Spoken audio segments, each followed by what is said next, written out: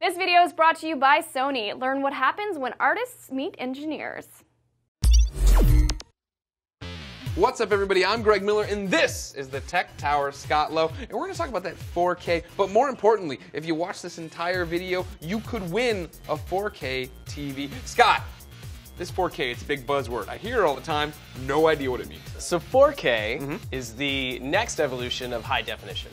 So you know 1080p, right? I've heard of 1080p, yeah. It's a number. Okay. Tossed around a little bit. Right, it's on TVs. Yeah. So 4K basically is twice the resolution, but 4 times the pixels of 1080p. Okay. Now that's a lot of numbers. So, It's a lot. So yeah. the screen's way bigger? No, that's not right. Yeah, so basically what it does is in the same way that the iPhone kind of pushed this idea of Retina display, higher pixels per inch, making things crisper and more detailed, 4K is doing that for TVs. So what it does is it puts more pixels on the display. So it again, it's 4 times as many pixels as 1080p. Sure. So what that means is if you have like a 55-inch TV, stuff looks sharper, more detailed than it is on like a 1080p display. Dean here tweets and he says, what's the point? Do we really need it? But what you're saying is you can make a bigger image and not lose the resolution. Yeah, so I mean, unlike an OLED display, which is bendable and super thin, like it's not that kind of like wow factor like when you hear about it, but when you see it, like you're like, oh, that I get it now. That's like Gotcha. it looks better. Stuff is more vibrant, more detailed in that way. Well then, Scott, you've got me excited for one thing: video games. Tell me all about what does it mean for gaming? What does 4K mean for video games? Console gaming, not so much. Okay, what does that mean? Why not? I just bought this PlayStation 4, this Xbox One. They're the next gen. I know. But 4K gaming, unfortunately, is going to be one of those things that's going to be the next gen.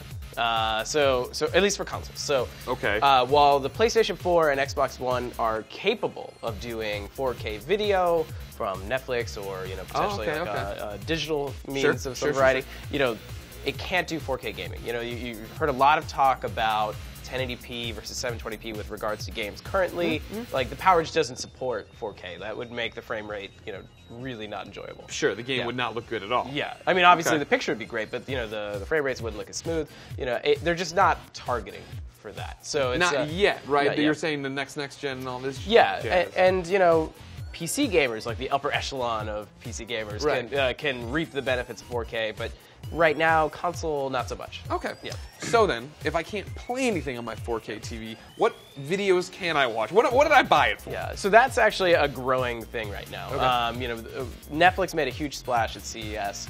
They talked about their partnerships with Sony and Samsung and a bunch of other companies about bringing 4K streaming to the smart TV market. So for new models, you can have 4K streaming, and they're actually going to be starting with House of Cards in February. Ooh, that's a good show featuring Kevin Spacey. Kevin Spacey? Yeah, we're familiar with that. Yeah, you're close. All right, but before you go any further, we have another question from Twitter. Jimma, he tweeted and said, ask him about what 4K will do to video streaming and our bandwidth. Was he going to be able to keep up with it? 4K's big, right? That's the whole point of it. It's a bigger file format.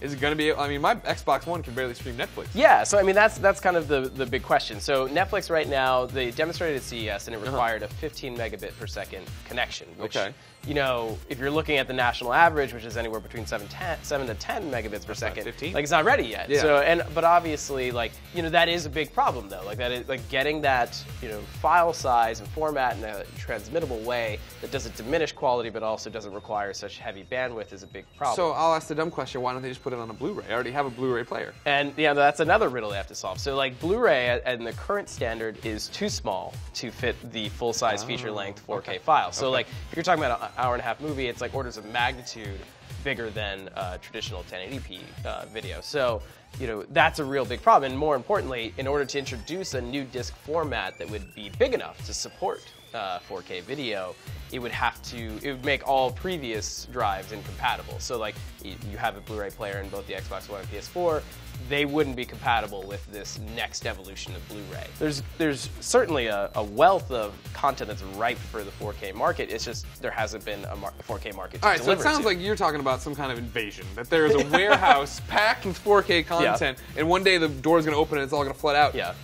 When is that day coming? Like, what do they cost now? When do you see this being something that we all adopt? Yeah, I mean, that's the big question. I mean, Kaz Hirai, the CEO of Sony, has come out and said that they expect that it could take up to 7 years for like total widespread adoption of 4K. Okay. And that's, not that surprising, to be honest. Like, I mean, you think about how long it took for, kind of HD to take over, and then 1080p as a, kind of an extension of that. Yeah. 4K is going to take some time. Right now, the TVs are sitting at around, like on average, most of them are about $2,500 to $3,000. Oh lordy! Oh my goodness! Hold on now. But there are more affordable options. Like okay. Vizio kind of made a lot of headlines at CES. They announced that they're going to do a $1,000 50-inch 4K TV. Okay. Polaroid of all companies is going to do one as well, and of a similar range. And that's the thing. Like the bottom line is coming down for consumers in terms of getting the display. But I mean, I think there will just be this natural evolution of like need to upgrade. 4K is available and it's cheap. Like, now, see, this is where they try to do the 3D, and that's what James Swift talks about. He asks you, how long do you think it's going to stick around? Are they talking about an HD staying power or something like 3D that was a fad? Yeah, I mean, I think it's going to be not like 3D in that, like 3D was kind of like an enhancement, to the viewing experience. Something else to add to the experience. Like it's on top of the 1080p format, which was kind of widely adopted, because the thing is 3D is one of those things they can do in post. They can add it on top of things. Like it's not something that has to be from start, beginning, and end. Like to kind of get to that acceptance of 3D. Like it's one of those things that can be strapped on. So like 4K on the other hand has to be shot or upscaled in that way. Has to be delivered in a 4K format. Has to be displayed on a 4K TV. So it's this whole ecosystem of content and products that deliver it in a way that is widely adopted by most of the industry at this point. So it's definitely not like a 3D fad. It's more of like a industry standard. An industry standard. Well, ladies and gentlemen, that's the 411 on 4K. But what do you think of this new format that's coming, whether you want it or not? Let us know in the comments. Then make sure you share this video with your friends. Then make sure you stay till the very end of the video to try to win that 4K TV. Until next time, I'm Greg. This is Scott. Our pants look cool. We'll see you next time on IGN. Hey everyone, if you watch IGN videos, you know that we like to give away cool stuff all the time. But from January 24th to February 21st, we're going all out with one of our biggest contests ever. Thanks to Sony, you'll get a chance to win an awesome Sony prize pack worth nearly $5,000. It will include a QX100 lens-style camera, the Xperia Z1S, a Sony Walkman Sports MP3 player, and a 55-inch 4K Bravia Ultra HD TV. Yep. Told you it was awesome.